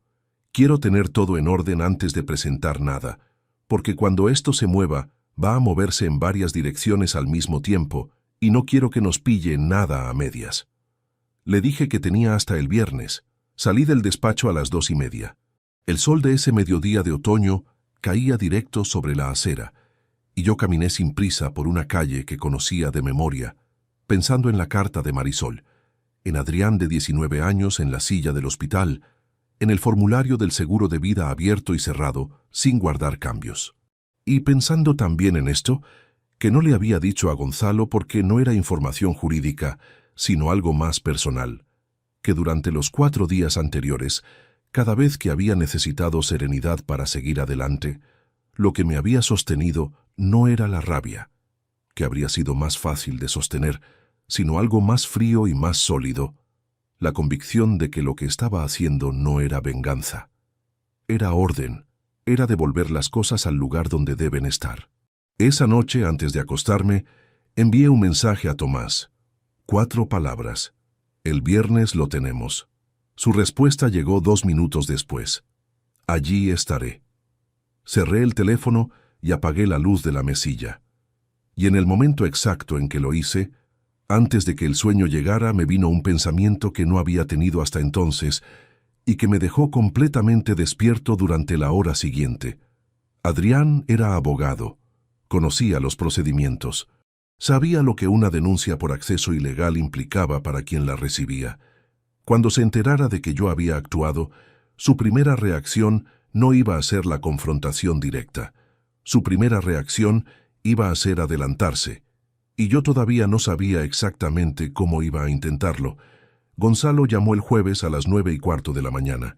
No empezó con saludos. «Está completo», dijo. «Podemos movernos cuando quieras». Lo que había reunido en 5 días de trabajo era esto: el historial de accesos bancarios no autorizados con informe técnico pericial firmado, la grabación de la reunión de madrugada con transcripción literal de los fragmentos más relevantes, la documentación que acreditaba que el informe psiquiátrico de Rodrigo Mena Palomar había sido elaborado sin ningún contacto directo con el paciente, la carta de solicitud de historial clínico que llegó por correo a mi nombre con los datos de Adrián como remitente, y el testimonio escrito de Tomás sobre la llamada de 3 años atrás, notariado en Zaragoza antes de que mi hermano subiera al AVE, con su firma y su número de colegiado como tabelión jubilado para reforzar la validez del documento. Era un dossier construido con la misma lógica que aplico en cualquier inspección fiscal compleja. Cada pieza respaldada por otra, sin saltos, sin lagunas que un abogado defensor pudiera usar para cuestionar el conjunto. Tomás había acertado al venir. Su testimonio notariado era la única pieza que yo no habría podido obtener de ninguna otra manera, y era también la que convertía la propuesta de Adrián de 3 años atrás en algo documentado y fechado, no en una versión oral que nadie podría verificar. «El viernes», le dije a Gonzalo, «quiero que sea mañana». «¿En tu apartamento?» «Sí, es el único sitio donde tengo el control completo del espacio». Hubo una pausa breve mientras Gonzalo evaluaba la elección. «Tiene sentido. Si lo citas fuera, en un despacho o en un lugar neutral, llega con guardia alta. En tu casa llega creyendo que todavía lleva ventaja». «Exactamente. Necesito estar en el edificio», dijo. «No en el apartamento, no al principio, pero cerca. Si la situación cambia de dirección, entro». Acordamos que Gonzalo esperaría en el portal con la copia completa del dossier. Tenía su propio juego de documentos que entraría al apartamento solo si yo le enviaba un mensaje con una sola palabra: «Sube». Si en 90 minutos no recibía ningún mensaje, subiría de todas formas. Llamé a Tomás inmediatamente después. Le expliqué el plan. Me escuchó sin interrumpir y al final dijo una cosa: «¿Quieres que esté dentro o en el pasillo?» Le dije que dentro. Que cuando Adrián entrara, Tomás ya tenía que estar sentado en el salón. Que ver a su tío ahí sin previo aviso era información que yo quería que Adrián procesara en tiempo real, sin haberlo anticipado. El jueves por la tarde llamé a Adrián. Construí la llamada con cuidado, porque Adrián conocía el derecho lo suficiente para notar cuando una conversación tiene una estructura demasiado deliberada, y cualquier señal de tensión en mi voz habría encendido una alarma que yo no podía permitirme. Lo dejé sonar 3 veces antes de responder, que es lo que hago normalmente cuando estoy concentrado en otra cosa. Le saludé con la misma cadencia de siempre. Le dije que había estado revisando los papeles que me había traído el domingo, que había algunas cosas que quería entender mejor antes de tomar ninguna decisión, que prefería hablar en persona, sin prisa, que si podía venir a comer el viernes, lo agradecería. «¿Solo a comer? ¿O quieres que traiga algo?», preguntó. Y en esa pregunta estaba todo lo que necesitaba confirmar. La carpeta con los documentos de procuración, los bolígrafos, la seguridad de quien cree que la firma está a un almuerzo de distancia. «Trae lo que quieras», respondí. «Pero ven». Hubo un silencio de 2 o 3 segundos que interpreté correctamente. Adrián no esperaba esta llamada, al menos no tan pronto. Había calculado que yo necesitaría más días para decidirme, que el peso de la situación me iría desgastando hasta que la firma pareciera la salida más razonable. Mi llamada adelantaba su cronología, y eso le producía una mezcla de satisfacción y algo parecido a la precaución, aunque la satisfacción ganara. «Allí estaré», dijo. «¿A las 12:30? «A las 12:30», colgué. Dejé el teléfono sobre la mesa y me quedé mirando la estantería del salón durante un momento. La misma que Adrián había fotografiado semanas atrás. La misma, junto a la que Nerea Había basculado buscando algo que no encontró. Había en esa estantería una carpeta azul que no era de Adrián sino mía, y que contenía, entre otros documentos, el contrato de arrendamiento del apartamento a mi nombre, las escrituras de propiedad y el testamento vigente. Esa noche cambié el testamento. No era una decisión que hubiera tomado de manera impulsiva. Llevaba días pensándola con la misma deliberación que cualquier otra parte de lo que estaba construyendo. Llamé a un notario, uno que no conocía a Adrián y al que Gonzalo me había recomendado, y formalicé el documento nuevo en un despacho del centro esa misma tarde. El cambio era sencillo en su enunciado y absoluto en sus consecuencias. Adrián dejaba de ser beneficiario principal. En su lugar quedaba constituida una fundación en nombre de Marisol Valverde Moreno, destinada a financiar becas para estudiantes de recursos limitados que quisieran estudiar derecho tributario. El notario no preguntó las razones y yo no las ofrecí. Firmé a las 6:15 de la tarde con la misma pluma estilográfica que uso para todos los documentos oficiales desde hace 15 años. Esa noche dormí 4 horas seguidas, que en los últimos días era considerablemente más de lo habitual. El viernes amaneció con un sol limpio, de otoño avanzado, que entraba por la ventana de la cocina mientras preparaba el café y le enviaba un mensaje a Tomás con la hora de llegada que habíamos acordado. 11:15, una hora antes que Adrián. Tomás respondió con un solo carácter. Gonzalo me confirmó que estaría en el portal a las 11:30. Tomás llegó a las 11:12. Traía el testimonio notariado en un sobre cerrado que depositó sobre la mesa del comedor sin decir nada. Se sentó en la silla del fondo, la que queda de espaldas a la estantería y de frente a la puerta, que es la posición que un hombre que ha pasado 40 años trabajando con documentos notariales elige de forma automática cuando quiere ver entrar a alguien sin que ese alguien pueda situarse detrás de él. Preparé el almuerzo con la concentración que se le da a las cosas que necesitan ocupar las manos mientras la cabeza trabaja en otra dirección. Lentejas que había puesto a remojo el día anterior, porque cocinar algo que lleva tiempo es la única forma que conozco de sostener la calma cuando lo que se aproxima requiere toda la atención que tengo. A las 11:52 sonó el teléfono. Era Adrián.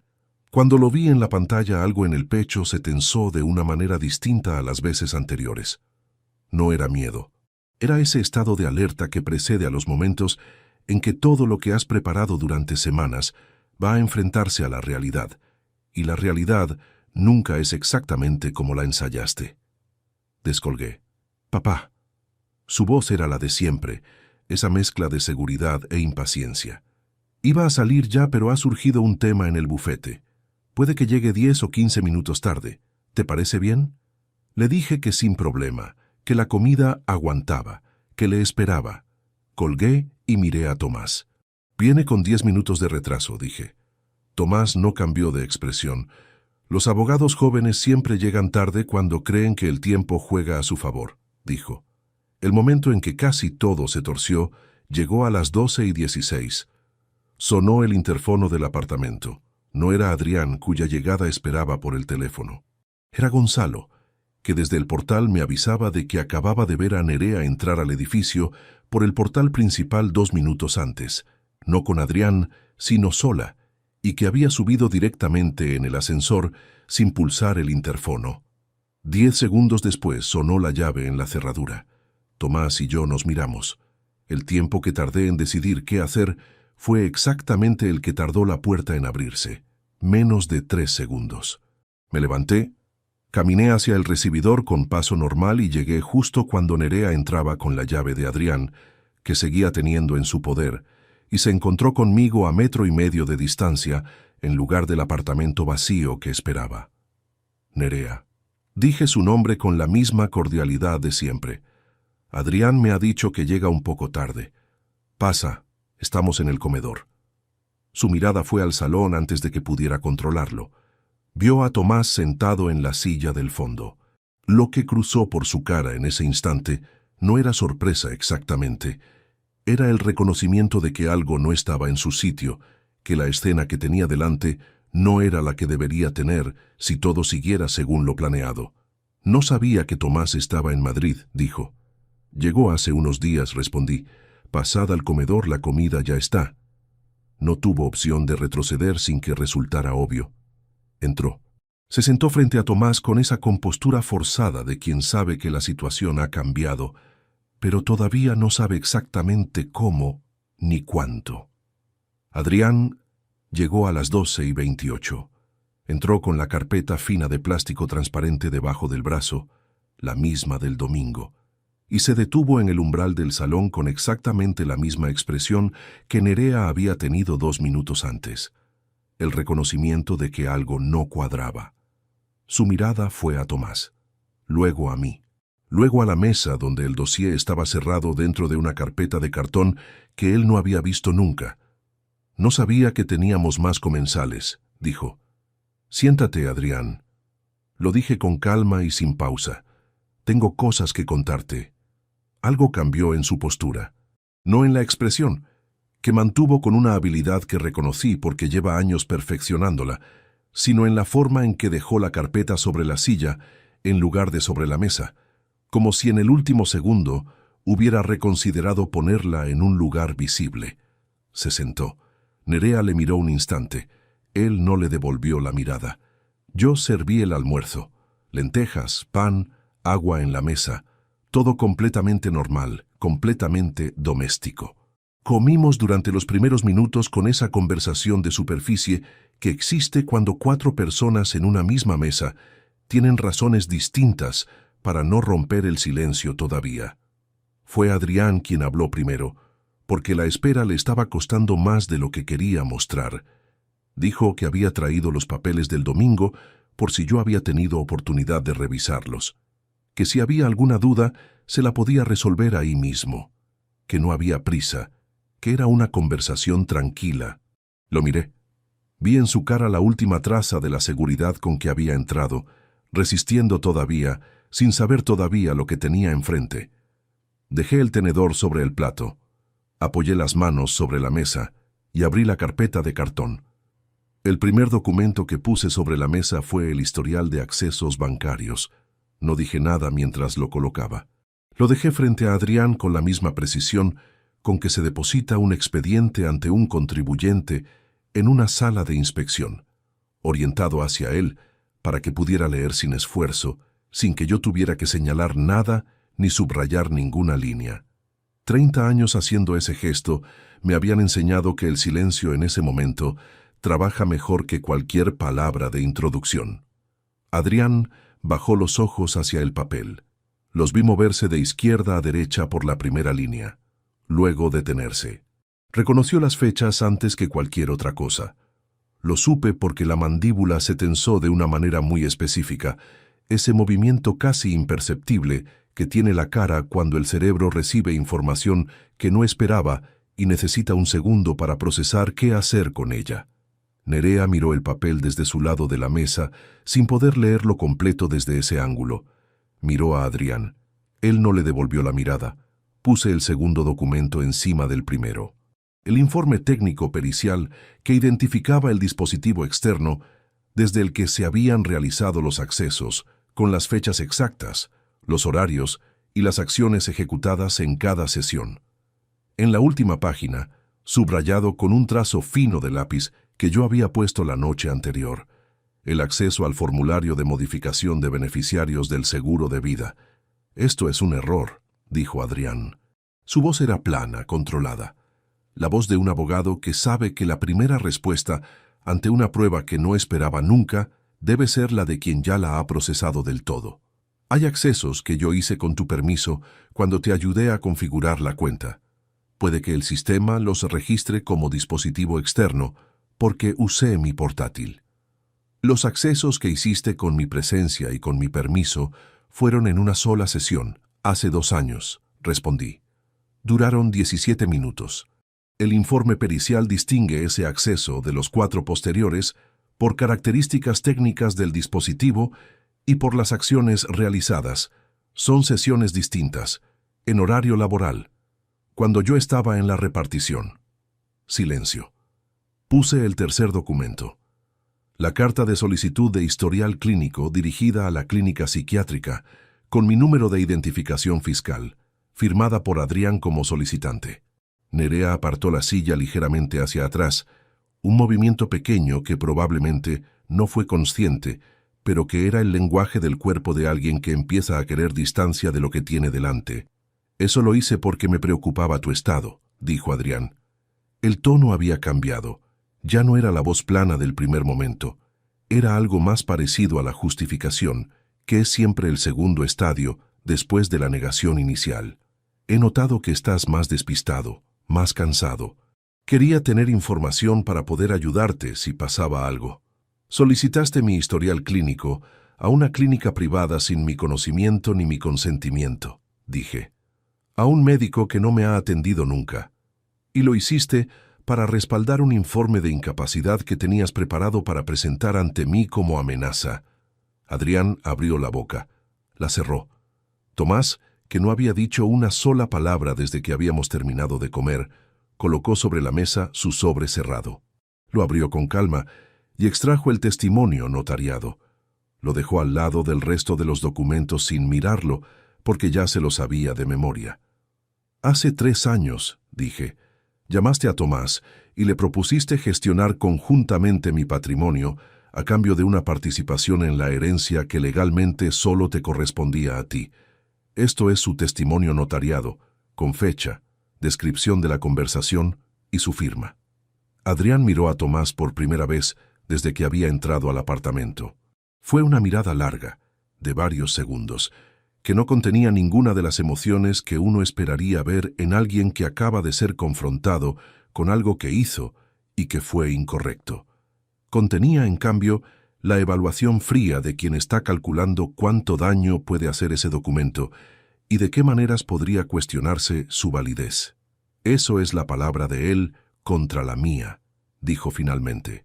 Es la palabra de un tabelión jubilado en documento notariado, respondí. Pero si lo prefieres, también tengo esto. Abrí el teléfono. Pulsé el archivo de audio y lo dejé sobre la mesa con el volumen al máximo. La voz de Adrián salió del altavoz con una claridad que llenó todo el salón. Limpia, reconocible, sin la menor ambigüedad sobre quién hablaba ni sobre lo que decía. La voz de Soledad Bravo a continuación, explicando plazos y procedimientos. La voz de Nerea al fondo. Y la frase que yo había escuchado pegado al marco de la puerta en mitad de la noche, pronunciada por mi hijo con la misma calma con que se planifica cualquier trámite administrativo. El viejo firma mañana o lo internamos. Ya tengo los papeles listos. Dejé correr el audio durante 45 segundos más. Luego lo detuve. El silencio que siguió era de una densidad diferente al de antes. No era el silencio de quien procesa. Era el silencio de quien ha llegado al límite de lo que puede sostenerse con argumentos. Nerea fue la primera en hablar. Lo hizo mirando a Tomás, no a mí, como si Tomás fuera el punto más débil de la estructura y desde ahí pudiera hacerse algún daño. Tomás siempre ha tenido problemas con esta familia, dijo. Lleva años intentando separar a Adrián de su padre. Esto es exactamente lo que hace, meter cizaña donde no. Nerea. Lo dije con una calma que no necesité forzar, porque a esas alturas la calma era lo único que quedaba dentro de mí. Todo lo demás había sido procesado durante los días anteriores. La grabación es mía. La hice yo en mi propio domicilio antes de que vosotros salieras por esa puerta. Tomás no estaba en Madrid esa noche. Ella cerró la boca. Adrián había estado mirando la mesa durante los últimos minutos. Cuando levantó los ojos hacia mí, vi algo que no esperaba ver y que me costó sostener sin que se notara en la cara. No era rabia, ni cálculo, ni la máscara profesional de los primeros momentos. Era algo más parecido al agotamiento.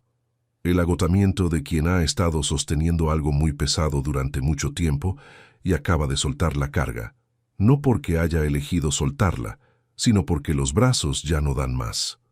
Solo quería que estuvieras protegido, dijo. Y en ese momento, con esa frase, ocurrió algo que no había anticipado en ninguno de los días de preparación. No pude determinar con certeza si lo que escuchaba Era la última justificación de alguien que había perdido la partida, o si había en esas palabras algún resto de algo real, alguna capa enterrada debajo de todo lo demás que todavía conectaba con el niño de 11 años de la foto en Santander. No lo supe entonces. No lo sé ahora. Lo que sí supe era lo que tenía que hacer a continuación, y lo hice. Voy a contaros lo que ocurre a partir de hoy, dije. No como conversación, como información. Hablé durante 8 minutos sin que nadie me interrumpiera. Les dije que la transferencia mensual de 800 euros que ingresaba en la cuenta de Adrián quedaba cancelada desde ese mismo día, que el banco ya había recibido la instrucción esa mañana, que el contrato de arrendamiento del apartamento de Chamberí, cuyo alquiler de 650 euros mensuales yo pagaba, quedaba rescindido con un plazo de 60 días para la entrega de llaves, plazo que empezaba a contar desde el lunes siguiente, que el testamento había sido modificado el jueves por la tarde ante notario y que Adrián ya no figuraba en él como beneficiario de ningún bien ni activo, que Gonzalo Pereira presentaría denuncia por acceso no autorizado a cuentas bancarias en los próximos días y que paralelamente se notificaría al Colegio de Abogados de Madrid la participación de Soledad Bravo Mengual en lo ocurrido. No alcé la voz en ningún momento. No hubo ninguna frase construida para herir más de lo necesario. Era información, era orden, era devolver las cosas al lugar donde debían estar. Adrián no respondió a ninguno de los puntos. Nerea sí intentó decir algo sobre el apartamento, sobre el plazo, sobre que 60 días no eran suficientes para encontrar otra solución, pero la interrumpí con la misma calma. 60 días es el plazo legal. Gonzalo os lo confirmará por escrito la semana que viene. Me levanté, fui al dormitorio y volví con un sobre blanco, sin membrete, con el nombre de Adrián escrito a mano en el exterior, con la misma pluma estilográfica que había usado para firmar el testamento el jueves. Lo puse sobre la mesa encima del dossier, en el mismo lugar exacto donde aquella madrugada la estilográfica negra de Soledad Bravo había reposado sobre sus documentos esperando mi firma. La diferencia era que esta vez el sobre no contenía ninguna petición. Contenía 3 párrafos que yo había escrito a mano el miércoles por la noche, después de releer la carta de Marisol, después de dejar que todo lo que tenía que asentarse se asentara. No le expliqué qué había dentro. No era necesario. Aquí termina lo que tenía para darte, dije. Me fui a la cocina.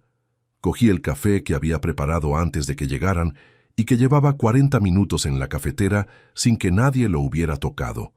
Me serví una taza. Escuché desde allí el movimiento de sillas en el comedor, el roce de papeles, unos pasos, la voz de Nerea diciendo algo en voz muy baja que no llegué a descifrar. La voz de Adrián respondiéndole con 2 palabras que tampoco escuché. Y luego el sonido de la puerta principal abriéndose y cerrándose, sin que nadie dijera nada más, sin que yo saliera de la cocina, sin que se produjeran los gritos, ni las súplicas, ni ninguna de las escenas que imaginamos cuando pensamos en cómo termina algo así. Solo el clic metálico de la cerradura devolviéndose a su sitio, y después silencio. Tomás entró a la cocina un momento después. Se apoyó en el marco de la puerta con los brazos cruzados y me miró durante unos segundos sin decir nada. Tenía esa expresión de los hombres mayores que han visto suficiente como para saber cuándo las palabras sobran. ¿Estás bien?, dijo finalmente. Bebí el café. Estaba frío. Lo bebí de todas formas porque era lo que tenía en la mano y porque en ese momento las cosas pequeñas son las únicas que tienen el tamaño adecuado para sostenerse. No lo sé todavía, respondí. Era la misma respuesta que le había dado la noche en que le llamé. Todavía no lo sé. Y era verdad las 2 veces, aunque por razones distintas.